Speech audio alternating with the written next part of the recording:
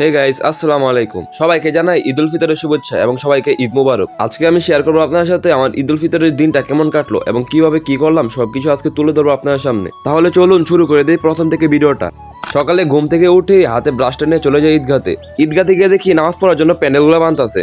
সেখান থেকে এসে আমি চলে যাই নদীতে গোসল করার জন্য। নদী থেকে এসে আমার পায়জামাটা এবং পাঞ্জাবিটা বের করি পরার জন্য।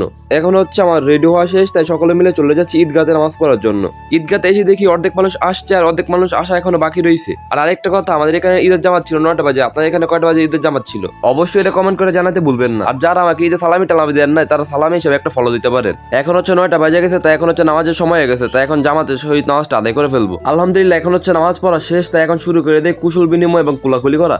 আর ঈদের মূল আনন্দই কিন্তু হচ্ছে কুশল বিনিময় করা। আর এখন হচ্ছে ঈদগাহ থেকে কুশল বিনিময় করে চলে আসি ছবি তোলার জন্য। এখন এখান থেকে ছবি তুলে আবার চলে যায় ঈদগাতে দোয়া পড়ার জন্য। আর আরেকটা কথা আপনাদের সাথে শেয়ার করি, আমাদের যে ঈদগাহটা হচ্ছে আমাদের দুই এলাকায় মিলে। দুই এলাকা বলতে আমাদের উলকান্দির দুইটা পাড়া আছে, একটা হচ্ছে পশ্চিম পাড়া এবং একটা হচ্ছে পূর্ব পাড়া। প্রত্যেক বছরই আমরা এই দুই এলাকার মানুষ মিলে এখানে একত্র হয়ে নামাজ আদায় করি। আর এটা হচ্ছে আমাদের উলকান্দি পূর্ব পাড়া এবং পশ্চিম পাড়ার মিলিত কবরস্থান এবং এর সাথে অবস্থিত আমাদের ঈদগাহটি। আর এখন হচ্ছে নামাজ পড়া শেষ, দোয়া পড়া শেষ, সবকিছু শেষে চলে যায় ঈদগাহ থেকে বাড়িতে এসে চলে যায় আসিফদের ছাদের মধ্যে ভিডিও শুট এবং ফটোশুট করার জন্য। এখান থেকে কিছু ফটোশুট এবং ভিডিও শুট করার পর নিচে নেমে দেখতে পাই আমাদের এলাকার কিছু চাচাতো ভাই তাদের ঈদ যাপন করতেছে। তাদের এই ঈদ যাপন দেখে আমার মনে মনে শুধু একটা প্রশ্ন ঘুরতেছে, कौन है ये लोग,